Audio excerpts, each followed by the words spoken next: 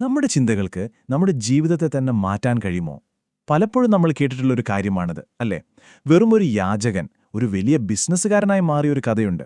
ആ കഥയിലൂടെ നമ്മുടെ ചിന്താഗതി അല്ലെങ്കിൽ മൈൻഡ് സെറ്റ് എങ്ങനെയാണ് വിജയത്തിലേക്കുള്ള വഴി തുറക്കുന്നത് എന്ന് നമുക്ക് നോക്കാം. നെപ്പോളിയൻ ഹിൽ പറഞ്ഞൊരു കാര്യമുണ്ട്. നിങ്ങൾ എന്തിനെക്കുറിച്ചാണോ ചിന്തിക്കുന്നത്, നിങ്ങൾ അതായിത്തീർന്നു. നമ്മൾ കേൾക്കാൻ പോകുന്ന ഈ കഥയുടെ ഏറ്റവും പ്രധാനപ്പെട്ട ഭാഗം, അല്ലെങ്കിൽ കാതൽ എന്ന് പറയുന്നത് ഈ വാക്കുകളാണ്. ഒരാൾ അയാളെ തന്നെ കണ്ടിരുന്ന രീതിയൊന്നും മാറിയപ്പോൾ അയാളുടെ ലോകം മൊത്തത്തിൽ മാറിമറിഞ്ഞൊരു കഥ. അതെങ്ങനെയും നമുക്ക് നോക്കാം. കഥ തുടങ്ങുന്നത് തിരക്കേറിയ ഒരു റെയിൽവേ സ്റ്റേഷനിൽ നിന്നാണ്. അവിടെ ഒരാളുണ്ടായിരുന്നു. ഓരോ ദിവസവും മുന്നോട്ടു പോകാൻ മറ്റുള്ളവർ എറിഞ്ഞുകൊടുക്കുന്ന കാരുണ്യത്തിനു വേണ്ടി മാത്രം കാത്തിരുന്ന ഒരാൾ. അയാളുടെ ലോകമെന്ന് പറയുന്നത് ഒന്നിൽ മാത്രം ഒടുങ്ങിപ്പോയിരുന്നു: വാങ്ങുന്നതിൽ. കാരണം തിരികെ നൽകാൻ തന്റെ കയ്യിൽ ഒന്നുമില്ലെന്നയാൾ ഉറച്ചു വിശ്വസിച്ചു. അപ്പോ ഇവിടെയാണ് ആ അടിസ്ഥാനപരമായ വ്യത്യാസം വരുന്നത്. രണ്ട് തരം ചിന്താഗതികൾ. ഒന്ന്, വെറുതെ വാങ്ങുന്നവന്റെ ചിന്താഗതി, അതായത് എനിക്ക് നൽകാനൊന്നുമില്ല, എനിക്ക് കിട്ടണം. മറുഭാഗത്തോ പരസ്പരം മൂല്യം കൈമാറുന്നവന്റെ ചിന്താഗതി, അതായത് ഒന്ന് കിട്ടുമ്പോൾ മറ്റൊന്ന് കൊടുക്കണം. ഈ ഒരു ചെറിയൊരു ചിന്തയിലെ മാറ്റമാണ് ആ യാചകന്റെ ജീവിതം മൊത്തത്തിൽ മാറ്റിമറിക്കാൻ പോകുന്നതിന്റെ ആദ്യത്തെ സ്റ്റെപ്പ്. അങ്ങനെയിരിക്കെ ഒരു ദിവസം നല്ല സ്റ്റൈലായി വസ്ത്രം ധരിച്ച് നല്ല ആത്മവിശ്വാസത്തോടെ ഒരു ബിസിനസ്സുകാരൻ ആ സ്റ്റേഷനിലൂടെ നടന്നുപോകുന്നത് നമ്മുടെ യാചകൻ കണ്ടു. ആളെ കണ്ടപ്പോൾ തന്നെ തോന്നി ഇയാളെ കയ്യിൽ നിന്ന് നല്ലൊരു തുക കിട്ടുമെന്ന്. ആ പ്രതീക്ഷയോടെ അയാൾ ആ ബിസിനസ്സുകാരൻ്റെ അടുത്തേക്ക് ചെന്നു. പക്ഷേ സംഭവിച്ചത് വേറൊന്നായിരുന്നു. ആ ബിസിനസ്സുകാരൻ പണമല്ല കൊടുത്തത്. പകരം അയാളൊരു ചോദ്യമാണ് മുന്നോട്ട് വെച്ചത്.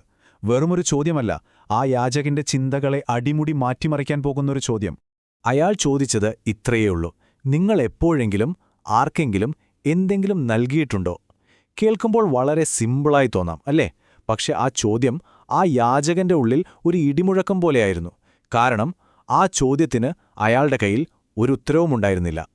അതിനു പിന്നാലെ ആ ബിസിനസ്സുകാരൻ പറഞ്ഞു, നിങ്ങൾക്ക് നൽകാൻ ഒന്നുമില്ലെന്ന് നിങ്ങൾ വിശ്വസിക്കുന്നുണ്ടെങ്കിൽ പിന്നെ നിങ്ങൾക്കൊന്നും ചോദിക്കാനും അവകാശമില്ല.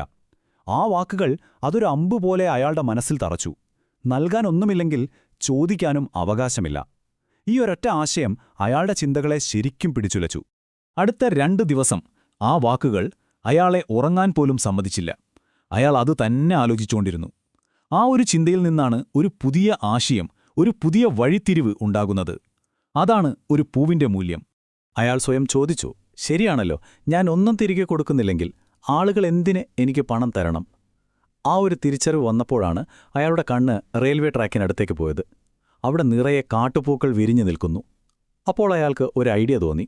വെറുതെ പണം വാങ്ങുന്നതിനു പകരം ഓരോ നാണയം തരുന്ന ആൾക്കും ഈ പൂക്കളിൽ ഒരെണ്ണം കൊടുത്താലോ? അയാളത് പരീക്ഷിച്ചു നോക്കി. ഫലമെന്തായിരുന്നെന്നറിയാമോ? അത്ഭുതമായിരുന്നു. ആളുകൾ കൂടുതൽ സന്തോഷത്തോടെ, കൂടുതൽ ഉദാരമായി പണം നൽകാൻ തുടങ്ങി. മാറ്റം വളരെ വ്യക്തമായിരുന്നു. വെറുതെ കൈനീട്ടി ചോദിച്ചപ്പോൾ കിട്ടിയതിനേക്കാൾ എത്രയോ അധികം പണമാണ് ഒരു ചെറിയ പൂവ് തിരികെ കൊടുത്തപ്പോൾ അയാൾക്ക് കിട്ടിയത്. എന്താ കാരണം? കാരണം സിമ്പിളാണ്. അയാളിപ്പോൾ യാചിക്കുകയല്ല, പകരം ഒരു മൂല്യം കൈമാറുകയായിരുന്നു. ആ പൂവ് ഒരു മൂല്യമായിരുന്നു.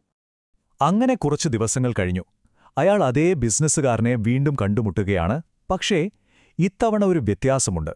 ഇത്തവണ ഒരു കൈമാറ്റത്തിൽ തിരികെ നൽകാൻ നമ്മുടെ പഴയ യാചകന്റെ കയ്യിലും എന്തോ ഒന്നുണ്ടായിരുന്നു. ആ ബിസിനസ്സുകാരൻ അയാളെ കണ്ടപ്പോൾ പുഞ്ചിരിച്ചുകൊണ്ട് പറഞ്ഞു, ഇന്ന് നിങ്ങൾ വെറുമൊരു യാചകനല്ല, നിങ്ങളൊരു ബിസിനസ്സുകാരനായി മാറിയിരിക്കുന്നു. ആ വാക്കുകൾ അതൊരു കണ്ണാടി പോലെയായിരുന്നു അയാൾക്ക്. ആ ഒരൊറ്റ നിമിഷം കൊണ്ട് അയാൾ സ്വയം കണ്ടിരുന്ന രീതി, ആ കാഴ്ചപ്പാട് തന്നെ മാറിപ്പോയി. അതായിരുന്നു ആ കഥയിലെ ഏറ്റവും നിർണായകമായ തിരിച്ചറിവ്. ആളുകൾ എനിക്ക് പണം തരുന്നത് സഹതാപം കൊണ്ടല്ല, ഞാൻ കൊടുക്കുന്ന ഈ പൂക്കൾക്ക് പകരമാണ്. അതിന്റെ അർത്ഥം ഞാൻ ഭിക്ഷ സ്വീകരിക്കുന്ന ഒരു യാചകനല്ല, മറിച്ച് കച്ചവടം നടത്തുന്ന ഒരു വ്യാപാരിയാണ്.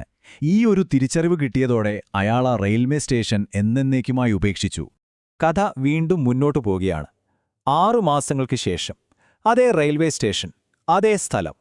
പക്ഷേ ഇത്തവണ നല്ല വെടിപ്പായി വസ്ത്രം ധരിച്ച 2 പേർ അവിടെ വെച്ച് കണ്ടുമുട്ടുകയാണ്. ഒന്ന് ആലോചിച്ചു നോക്കൂ, വെറും 6 മാസങ്ങൾക്കുള്ളിൽ നടന്ന യാത്ര. ഒരു ചോദ്യത്തിൽ നിന്നാണ് എല്ലാം തുടങ്ങിയത്. അതൊരു പൂവിന്റെ ആശയത്തിലേക്ക് നയിച്ചു. ഇപ്പോൾ ഇതാ 6 മാസങ്ങൾക്ക് ശേഷം ഒരു വിജയിയായ ബിസിനസ്സുകാരനായി നിൽക്കുന്നു. നമ്മുടെ ചിന്താഗതിക്ക്, മൈൻഡ് സെറ്റിന് എത്രത്തോളം ശക്തിയുണ്ടെന്ന് ഇതിൽ കൂടുതൽ വ്യക്തമാക്കാനുണ്ടോ? അതെ, ആ കണ്ടുമുട്ടിയത് നമ്മുടെ പഴയ യാചകനും ആ യഥാർത്ഥ ബിസിനസ്സുകാരനുമായിരുന്നു. പക്ഷേ ഇത്തവണ അവർ തുല്യരായിരുന്നു. യാചകനും മുതലാളിയുമല്ല, രണ്ട് ബിസിനസ്സുകാർ. തന്റെ മുന്നിൽ നിൽക്കുന്നത് മാസങ്ങൾക്ക് മുൻപ് താൻ കണ്ട അതേ യാചകനാണെന്ന് തിരിച്ചറിഞ്ഞപ്പോൾ ആ യഥാർത്ഥ ബിസിനസ്സുകാരൻ ശരിക്കും ഞെട്ടിപ്പോയി. അപ്പോൾ നമ്മുടെ നായകൻ, ആ മുൻ യാചകൻ പറഞ്ഞു, നിങ്ങൾ അന്ന് എന്നെ ജീവിതത്തിലെ ഏറ്റവും വലിയ ഒരു സത്യം പഠിപ്പിച്ചു. നമ്മൾ എന്തെങ്കിലും നൽകുമ്പോൾ മാത്രമേ നമുക്ക് എന്തെങ്കിലും തിരികെ ലഭിക്കുകയുള്ളൂ. ആ ഒരൊറ്റ വെല്ലുവിളി, ആ ഒരൊറ്റ ചോദ്യം എങ്ങനെയാണ് തന്റെ ജീവിതം മൊത്തത്തിൽ മാറ്റിമറിച്ചതെന്ന് അയാൾ വിശദീകരിച്ചു. ഇതിലെ ഏറ്റവും പ്രധാനപ്പെട്ട കാര്യം എന്താണെന്ന് വെച്ചാൽ, അയാൾക്ക് മനസ്സിലായി താൻ എപ്പോഴും ഒരു ബിസിനസ്സുകാരൻ തന്നെയായിരുന്നു. പക്ഷേ അയാൾക്ക് സ്വയം അങ്ങനെ കാണാൻ കഴിഞ്ഞിരുന്നില്ല, അത്രയുള്ളൂ. അപ്പോ യഥാർത്ഥ മാറ്റം നടന്നത് അയാളുടെ പ്രവർത്തികളിൽ മാത്രമല്ല, അതിനു മുകളിൽ അയാളുടെ വ്യക്തിത്വത്തിൽ, സ്വന്തം കഴിവിനെക്കുറിച്ചുള്ള അയാളുടെ കാഴ്ചപ്പാടിലായിരുന്നു. അപ്പോൾ ഈ കഥയിൽ നിന്ന് നമുക്കെന്തൊക്കെയാണ് പഠിക്കാനുള്ളത്? 1. നിങ്ങളുടെ ചിന്തകളാണ് നിങ്ങളുടെ ലോകത്തെ ഉണ്ടാക്കുന്നത്. നിങ്ങളെങ്ങനെ ചിന്തിക്കുന്നോ അങ്ങനെയാകും നിങ്ങളുടെ ജീവിതം. 2. വിജയം വരുന്നത് വെറുതെ എന്തെങ്കിലും ചോദിക്കുമ്പോഴല്ല, മറ്റുള്ളവർക്ക് എന്തെങ്കിലും മൂല്യം നൽകുമ്പോഴാണ്. പിന്നെ ഏറ്റവും പ്രധാനപ്പെട്ട പാഠം, നിങ്ങൾ ആരാണെന്ന് തീരുമാനിക്കുന്നത് നിങ്ങളുടെ ഇപ്പോഴത്തെ സാഹചര്യമല്ല, മറിച്ച് നിങ്ങളുടെ തിരഞ്ഞെടുപ്പുകളാണ്. നിങ്ങളുടെ ഉള്ളിലെ കഴിവിനെ നിങ്ങൾ തിരിച്ചറിയണം. അപ്പോൾ അവസാനിപ്പിക്കുന്നതിന് മുൻപ് എനിക്ക് നിങ്ങളോടൊരു ചോദ്യം ചോദിക്കാനുണ്ട്. ലോകത്തിന് തിരികെ നൽകാൻ നിങ്ങളുടെ കയ്യിൽ എന്തു പൂവാണുള്ളത്? മറ്റുള്ളവർക്ക് ഉപകാരപ്പെടുന്ന, നിങ്ങൾക്ക് നൽകാൻ കഴിയുന്ന ആ സവിശേഷമായ മൂല്യമെന്താണ്? ഒന്ന് ആലോചിച്ചു നോക്കൂ. കാരണം എപ്പോഴും ഓർക്കുക, നിങ്ങളുടെ ചിന്ത മാറുമ്പോൾ നിങ്ങളുടെ ലോകവും മാറും.